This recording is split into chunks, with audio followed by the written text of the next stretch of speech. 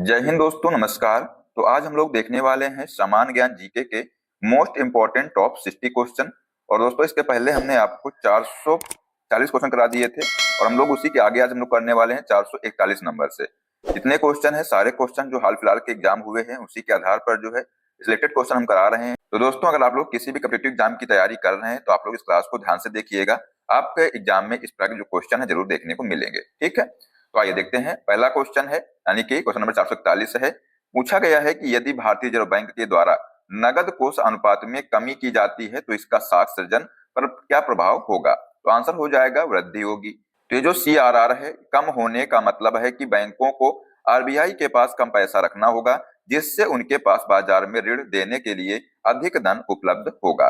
ठीक है, आंसर हो जाएगा option number A. Next question है कि द्रव्य की पूर्ति यथावत रहने पर यदि द्रव्य की मांग में वृद्धि होती है तो क्या होता है। तब जो है ब्याज की दर में वृद्धि हो जाएगी। ठीक है, आंसर हो जाएगा ऑप्शन नंबर बी। जब मुद्रा की मांग बढ़ती है लेकिन आपूर्ति स्थिर रहती है तो मुद्रा की लागत यानी जो ब्याज दर है ये बढ़ जाती है। ठीक है, नेक्स्ट क्वेश्चन है कि पारिस्थितिक निकेत किससे संबंधित है। तो आंसर हो जाएगा ये जो है पारिस्थितिक तंत्र से जीव की स्थिति, परक एवं क्रियात्मक संबंधता से संबंधित है। तो यहाँ पर इसका आंसर हो जाएगा ऑप्शन नंबर डी। जो इकोलॉजी निकेत है केवल आवास नहीं है बल्कि यह उस विशिष्ट भूमिका यानी कार्य को दर्शाता है जो एक जीव अपने पारिस्थितिकी तंत्र में निभाता है। ठीक है, इसको आप लोग ध्यान रखिएगा। दोस्तों, अगर आप लोग चैनल पर पहली बार आए हैं तो सब्सक्राइब कर लीजिएगा और जो बेल आइकन उसको प्रेस कर लीजिएगा, जिससे सभी क्लास का अपडेट आपको मिलता रहेगा। नेक्स्ट क्वेश्चन है कि निम्नलिखित में से कौन सा पारिस्थितिकी तंत्र का अजैविक घटक है। तो आंसर हो जाएगा सैलीय नमक जो है ये पारिस्थितिकी तंत्र का अजैवीय घटक है। लाइकेन, दीमक और शैवाल जीवित जीव हैं, जबकि नमक, प्रकाश और मिट्टी निर्जीव या अजैवीय घटक हैं। तो ये आप लोग ध्यान रखिएगा। ठीक है, आंसर हो जाएगा ऑप्शन नंबर डी। अगला क्वेश्चन है कि निम्नलिखित देशों का कौन सा एक समूह आसियान के सदस्य देश हैं। तो यहाँ पर जो लाओस है, कंबोडिया है और जो ब्रुनेई है ये जो है आसियान के सदस्य देश हैं। आंसर हो जाएगा option number A.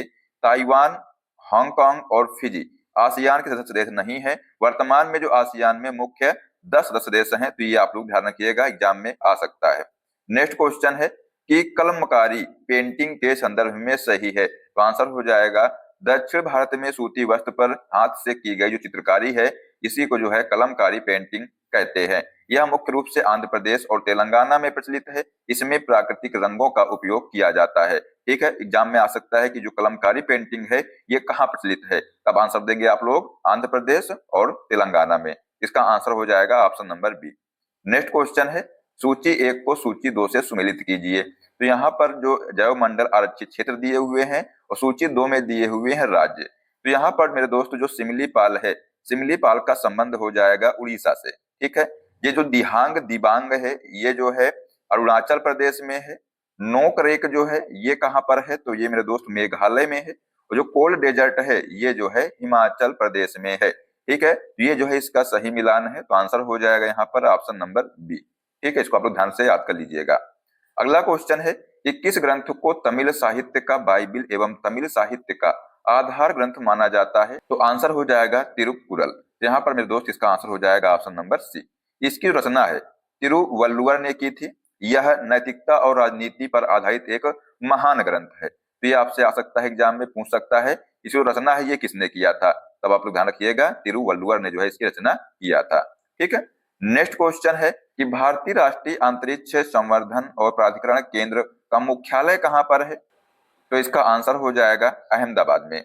IN space निजी क्षेत्र को अंतरिक्ष क्षेत्र में बढ़ावा देने के लिए एक एकल खिड़की नोडल एजेंसी है। ठीक है, तो आप लोग ध्यान रखिएगा।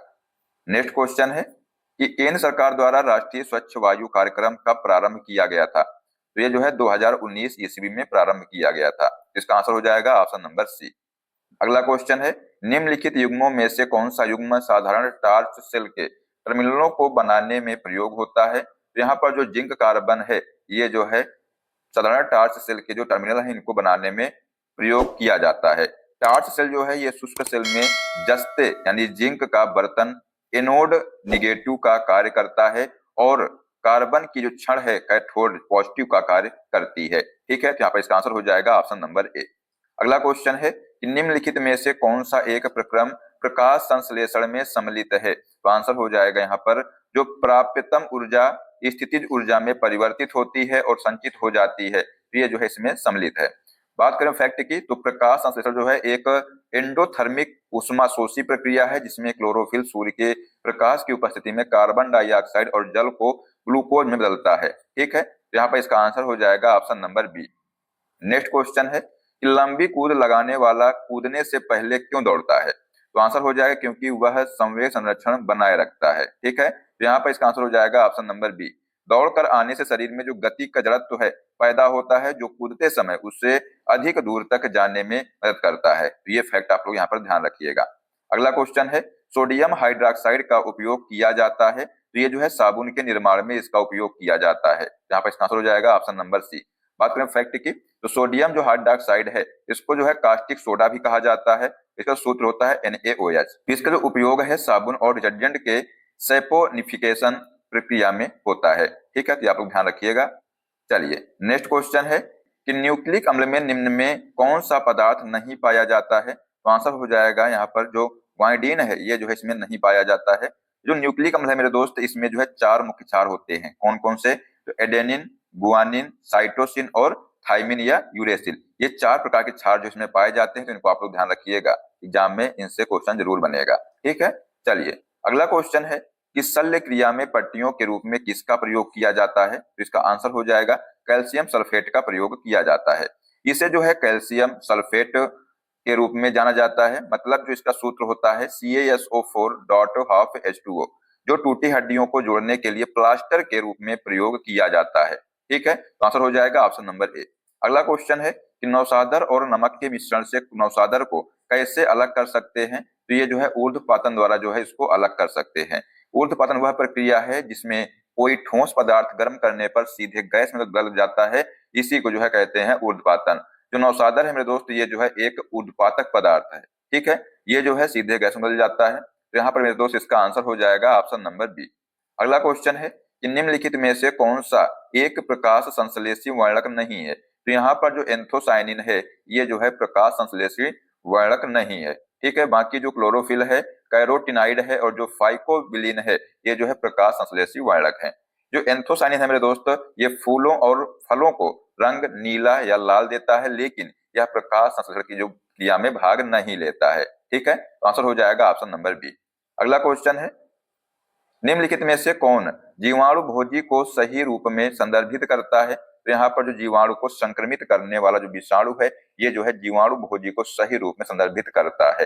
आंसर हो जाएगा ऑप्शन नंबर बी। बात करें फैक्ट की, तो बैक्टीरियोफेज एक ऐसा वायरस है जो केवल बैक्टीरिया यानी कि जीवाणुओं को खाता या नष्ट करता है। ठीक है, गंगा नदी के जल के शुद्ध रहने का कारण इसमें बैक्टीरियोफेज की उपस्थिति है। ठीक है, तो आप लोग ध्यान रखिएगा। नेक्स्ट क्वेश्चन है, इनमें से कौन सा कोशिकांग श्वसन क्रिया से संबंधित है? तो आंसर हो जाएगा जो माइटोकॉन्ड्रिया है ये जो है श्वसन क्रिया से संबंधित है।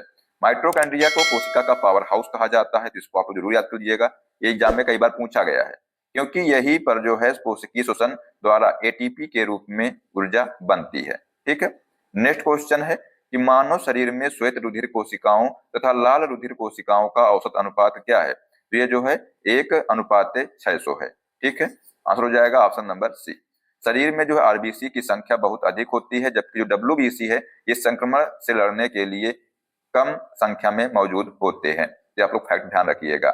अगला क्वेश्चन है कि नीचे दिए गए सूची का मिलान कीजिए। तो यहाँ पर दिया हुआ है जो ऑर्निथोलॉजी है इसका जो संबंध है ये पक्षियों का अध्ययन से संबंधित है। ऑस्टियोलॉजी मेरे दोस्त ये जो है हड्डियों का अध्ययन से संबंधित है। जो लेपिडोटेरियोलॉजी है ये जो है तितलियों का अध्ययन से संबंधित है। और जो माइकोलॉजी है ये कवक का अध्ययन से संबंधित है। मेरे दोस्त आप लोग ध्यान रखिएगा, जो फाइकोलॉजी है फाइकोलॉजी शैवाल के अध्ययन से संबंधित है, ये भी आप लोग ध्यान रखिएगा। तो यहाँ पर इसका आंसर हो जाएगा ऑप्शन नंबर ए। ठीक है, नेक्स्ट क्वेश्चन है कि मानव शरीर में ग्लाइकोलिपिड्स कहाँ पाया जाता है? बताइए, एग्जाम में क्वेश्चन कई बार पूछा गया है। तो इसका आंसर हो जाएगा ये कोशिका झिल्ली में पाया जाता है। जो ग्लाइकोलिपिड्स है ये कोशिका झिल्ली की बाहरी सतह पर पाए जाते हैं और कोशिकाओं की पहचान में मदद करते हैं। ठीक है, नेक्स्ट क्वेश्चन है,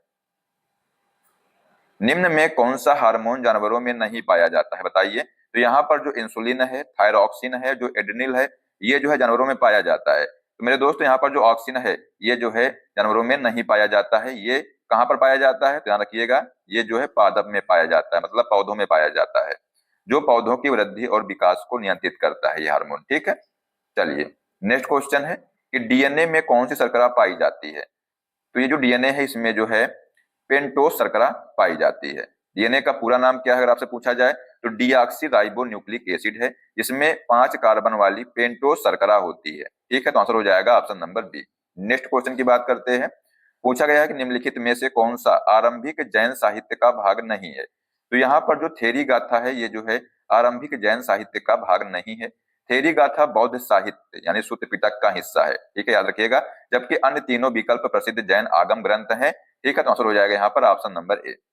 नेक्स्ट क्वेश्चन है कि निम्नलिखित में से किसने सर्वप्रथम दक्षिण में अपनी सत्ता की स्थापना की थी? तो आंसर हो जाएगा सातवाहन है, इसने जो है दक्षिण में अपनी सत्ता की स्थापना की थी। मौर्यों के पतन के बाद जो है दक्षिण भारत यानी जो दक्कन है इसमें सातवाहनों ने सबसे शक्तिशाली साम्राज्य स्थापित किया था और इनके संस्थापक कौन थे? सिमुक थे। तो ये आप लोग ध्यान रखिएगा। ठीक है, नेक्स्ट क्वेश्चन है प्राचीन भारत के निम्नलिखित ग्रंथों में से किस ग्रंथ में पति द्वारा परित्यक्त पत्नी के लिए विवाह विच्छेद की अनुमति दी गई है? तो आंसर हो जाएगा अर्थशास्त्र में। ठीक है, कौटिल्य यानी जो चाणक्य है इनके अर्थशास्त्र में पति पत्नी के आपसी मनमुटाव होने पर मोक्षेंद्र तलाक का प्रावधान दिया गया है। आंसर हो जाएगा option number D. Next question है दीवान ए मखफी शीर्षक से कविताएं किसके द्वारा लिखी गई हैं? तो इसका आंसर हो जाएगा जेबुन्निसा। ठीक है, जो जेबुन्निसा है ये मुगल सम्राट औरंगजेब की पुत्री थी और वह मफकी यानी जो गुप्त उपनाम से फारसी में कविताएं लिखती थी। ठीक है, इसका आंसर हो जाएगा ऑप्शन नंबर बी। अगला क्वेश्चन है कि निम्नलिखित स्मारकों को उनसे संबंधित शासकों से सुमेलित कीजिए। तो यहाँ पर जो स्मारक दिए हुए हैं और एक तरफ जो दिए हुए हैं ये शासक दिए हुए हैं। तो यहाँ पर जो दोहरा गुम्मद है ये जो है सिकंदर लोदी से संबंधित है। ठीक है, और जो अष्टभुजी मकबरा है ये जो है शेरशाह से संबंधित है। सत्य मेहराबी मकबरा जो है मेरे दोस्त ये बलवंत से संबंधित है। जो गोल गुम्बद है ये जो है मोहम्मद आदिल शाह से संबंधित है। इसका आंसर हो जाएगा ऑप्शन नंबर ए। ठीक है, अगला क्वेश्चन है कि किस युद्ध में मैसूर मराठा तथा हैदराबाद के निजाम द्वारा संयुक्त रूप से अंग्रेजों के विरुद्ध रहने का निर्णय किया गया था? इसका आंसर हो जाएगा प्रथम आंग्ल मैसूर युद्ध में। हैदर अली ने अंग्रेजों के खिलाफ मराठों और निजाम के साथ एक त्रिपक्षीय गठबंधन बनाया था। ठीक है, तो ध्यान रखिएगा इसको। अगला क्वेश्चन है कि पूछा गया इसमें कि सरकी वंश के किस राजा ने मैथिली भाषा के प्रसिद्ध कवि विद्यापति को संरक्षण प्रदान किया था? इसका आंसर हो जाएगा इब्राहिम शाह सरकी ने। जो इब्राहिम शाह सरकी हैं ये जौनपुर का सबसे महान शासक था। इसने कला और साहित्य को बहुत बढ़ावा दिया है। इसका आंसर हो जाएगा ऑप्शन नंबर सी। अगला क्वेश्चन है मुगल काल में निम्नलिखित में से किस एक पदाधिकारी का कार्य सेना को नदी पार करने के लिए पुलों और नावों की व्यवस्था करना था? इसका आंसर हो जाएगा मीर ए बहर। ठीक है, जो मीर ए बहर है शाही नौसेना बंदरगाहों और नदियों के यातायात का मुख्य अधिकारी होता था। ठीक है, इसको आप लोग ध्यान रखिएगा। नेक्स्ट क्वेश्चन की बात करते हैं। पूछा गया है कि 1857 के विद्रोह के पश्चात ब्रिटिश सरकार ने निम्नलिखित में से किस प्रांत से सिपाहियों का चयन नहीं किया था? इसका आंसर हो जाएगा मध्य प्रांत से जो है सिपाहियों का चयन नहीं किया था। विद्रोह के बाद अंग्रेजों ने अवध, बिहार और मध्य भारत से भर्ती कम कर दी और लड़ाकू जातियों सिख, गोरखा पर अधिक ध्यान दिया। इसका आंसर हो जाएगा यहाँ पर ऑप्शन नंबर सी। अगला क्वेश्चन है कि महात्मा गांधी ने भूख हड़ताल की अपनी पद्धति का सर्वप्रथम प्रयोग कहां और कब किया था? तो ये जो है अहमदाबाद में 1918 में किया था। इसका आंसर हो जाएगा ऑप्शन नंबर सी। बात करें फैक्ट की तो अहमदाबाद मिल हड़ताल के दौरान गांधी जी ने पहली बार भूख हड़ताल को एक अस्त्र के रूप में इस्तेमाल किया था।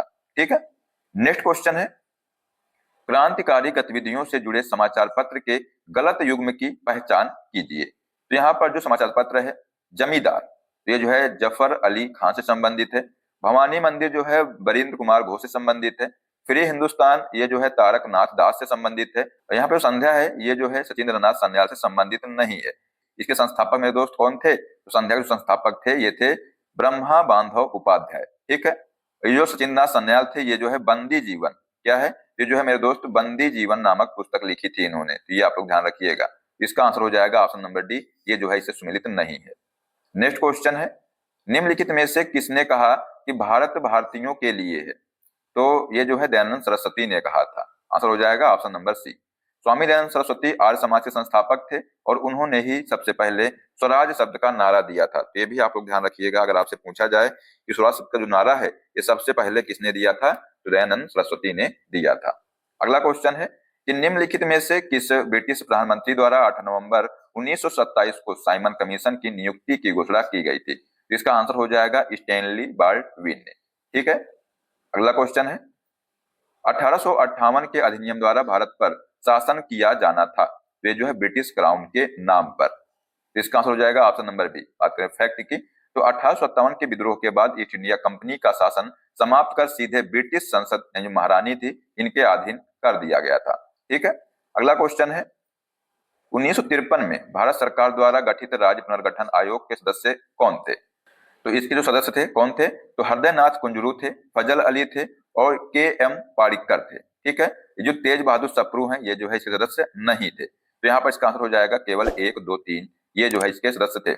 यहाँ पर जो फजल अली हैं ये जो है इस आयोग के अध्यक्ष थे। ठीक है, ये भी आप लोग ध्यान रखिएगा। तो आंसर हो जाएगा ऑप्शन नंबर ए। अगला क्वेश्चन है कि आदिम निर्वाहकसी पद्धति के संदर्भ में कौन सा जोड़ा सही है? तो यहाँ पर जो झूमिंग दक्षिण पूर्वी एशिया गलत है, ये मिल्फा जो है ये मैक्सिको, तो ये जो है इसका जोड़ा सही है। ठीक है, बाकी जो लदांग है ये श्रीलंका, तो ये भी गलत है। जो श्रीलंका में दोस्तों इस पद्धति को चेना कहा जाता है। ठीक है, लदांग नहीं कहा जाता है, चेना कहा जाता है। तो यहाँ पर इसका आंसर हो जाएगा केवल जो दूसरा है ये सही है। ठीक है, नेक्स्ट क्वेश्चन है कि जनगणना 2011 के अनुसार देश में सर्वाधिक जनसंख्या वृद्धि दर वाला जिला कौन सा है? तो इसका आंसर हो जाएगा कुरंग कुमे। ठीक है, यहाँ पर जो ऑप्शन नंबर बी है इसका राइट आंसर हो जाएगा। नेक्स्ट क्वेश्चन है जनगणना 2011 के अनुसार सर्वाधिक लिंगानुपात वाला केंद्र शासित प्रदेश कौन सा है? तो इसका आंसर हो जाएगा पुदुचेरी। ऑप्शन नंबर बी जो है इसका राइट आंसर हो जाएगा।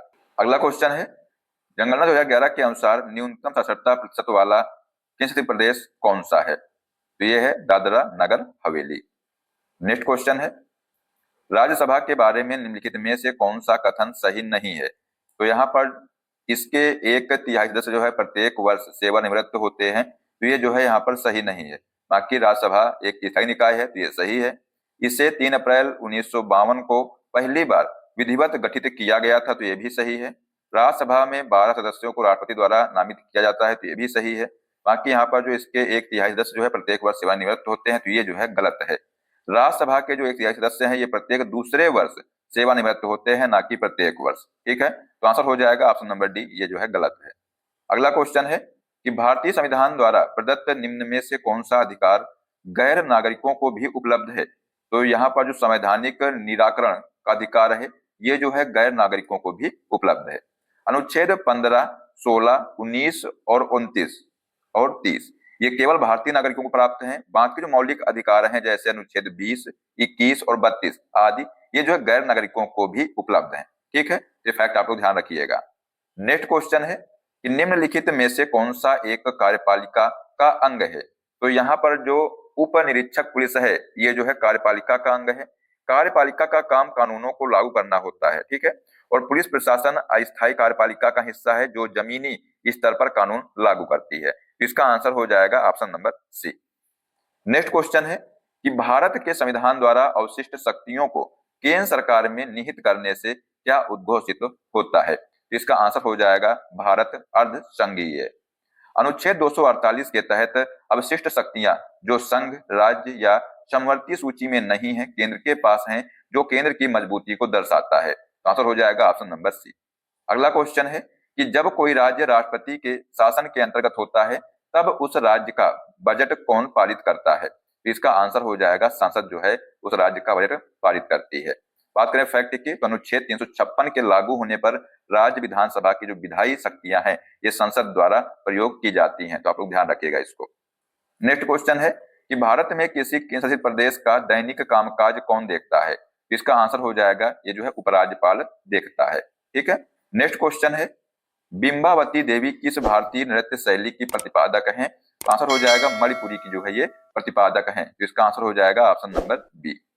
अगला क्वेश्चन है निम्नलिखित में से किस त्योहार को विजय उत्सव के नाम से जाना जाता है? तो आंसर हो जाएगा हम्पी मेला जो है इसको जो है विजय उत्सव के नाम से जाना जाता है। इसे हम्पी उत्सव भी कहा जाता है जो विजयनगर साम्राज्य की समृद्धि और विजय की याद में कर्नाटक में मनाया जाता है? ठीक है। अगला क्वेश्चन है, IBM 360 कंप्यूटर किस पीढ़ी की कंप्यूटर है? ये जो तृतीय पीढ़ी का जो है कंप्यूटर है, तो यहाँ पर इसका आंसर हो जाएगा ऑप्शन नंबर सी। जो तीसरी पीढ़ी के कंप्यूटरों में एकीकृत सर्किट यानी जो IC का उपयोग शुरू हुआ था, आप लोग ध्यान रखिएगा। अगला क्वेश्चन है कि निम्न में से किसे तिब्बती नववर्ष के रूप में मनाया जाता है? तो यहाँ पर जो लोसर है मेरे दोस्त, इसको जो है तिब्बतीय नववर्ष के रूप में मनाया जाता है, तो इसका आंसर हो जाएगा option number A. Next question है, निम्नलिखित में से क्या सार्वजनिक वस्तुओं की श्रेणी में नहीं आता है? तो यहाँ पर जो खाद्य वस्तुएं हैं ये जो है सार्वजनिक वस्तुओं की श्रेणी में नहीं आता है, तो आंसर हो जाएगा ऑप्शन नंबर बी। खाद्य वस्तुएं निजी वस्तुएं हैं क्योंकि इनका उपयोग एक व्यक्ति द्वारा करने पर दूसरे के लिए इनकी उपलब्धता कम हो जाती है। ठीक है। अगला क्वेश्चन है कि युवा संगम पोर्टल को किस मंत्रालय द्वारा जारी किया गया है? तो ये जो है शिक्षा मंत्रालय के द्वारा जारी किया गया है, तो इसका आंसर हो जाएगा option number D. Next question है, MK गांधी के अनुसार अस्पृश्यों का सामाजिक आर्थिक सुधार संपन्न किया जा सकता है, तो ये जो है उनके लिए कुटीर उद्योग स्थापित करके जो है इसको संपन्न किया जा सकता है, तो आंसर हो जाएगा ऑप्शन नंबर डी। अगला क्वेश्चन है, कौन सा ऐसा कर है जो केंद्रीय सरकार द्वारा लगाया जाता है लेकिन उससे प्राप्त आय को केंद्र और राज्य में विभाजित कर दिया जाता है? तो इसका आंसर हो जाएगा केंद्रीय उत्पाद शुल्क। ठीक है। अगला क्वेश्चन है कि निम्नलिखित में से कौन सा भारत का विश्व स्तर पर स्वीकृत राष्ट्रीय हॉटस्पॉट नहीं है? तो यहाँ पर इसका आंसर हो जाएगा गौरव हिल्स। ठीक है, ये जो है विश्व स्तर का राष्ट्रीय हॉटस्पॉट नहीं है। बात करें फैक्ट की, तो भारत में मुख्य रूप से 4 जैव विविधता हॉटस्पॉट हैं। कौन कौन से? तो हिमालय हो गया, भारत हो गया, बर्मा क्षेत्र, पश्चिमी घाट और सुंडालैंड जो कि निकोबार द्वीप समूह में स्थित है। तो ये जो है 4 जो है जैव विविधता हॉटस्पॉट क्षेत्र हैं। ठीक है, तो आप लोग ध्यान रखिएगा। अगला क्वेश्चन है कि निम्नलिखित में से कौन सा सबसे स्थिर पारिस्थितिकी तंत्र है? तो यहाँ पर समुद्री पारिस्थितिकी तंत्र है, ये जो है सबसे स्थिर पारिस्थितिकी तंत्र है। बात करें फैक्ट की, तो महासागर दुनिया का सबसे बड़ा और सबसे स्थिर पारिस्थितिकी तंत्र है क्योंकि यहाँ तापमान और अन्य पर्यावरणीय कारक बहुत धीरे बदलते हैं। ठीक है, तो इसका आंसर हो जाएगा मेरे दोस्त ऑप्शन नंबर सी। आप लोग इसको ध्यान रखिएगा। तो दोस्तों ये जो है हमने आपको 500 क्वेश्चन करा दिए हैं। सारे क्वेश्चन जो है आपके एग्जाम के लिए बेहद ही महत्वपूर्ण है, इसलिए जो है आप लोग इनको अच्छे से तैयार कर लीजिएगा। अब आइए आपको क्वेश्चन देते हैं। क्वेश्चन है कि निम्न में कौन सा हार्मोन जानवरों में नहीं पाया जाता है? ऑप्शन है इंसुलिन, ऑक्सिन, थायरॉक्सिन या एडेनिल। इसका जो आंसर है बताइए आप कमेंट बॉक्स में क्या होगा। देखते हैं कितने बच्चे जो इसका सही जवाब दे पाते हैं। तो दोस्तों आशा करते हैं कि आपको क्लास पसंद आई होगी, और अगर आपको क्लास पसंद आए तो इसको लाइक कर दीजिएगा, सबसे पहले दोस्तों को शेयर कर दीजिएगा, और अगर आप लोग चैनल पर पहली बार सब्सक्राइब कर लीजिएगा और जो बेल आइकन उसको प्रेस कर लीजिएगा। इससे सभी क्लास का अपडेट आपको मिलता रहेगा। तो नेक्स्ट क्लास में जय हिंद, जय भारत, वंदे मातरम।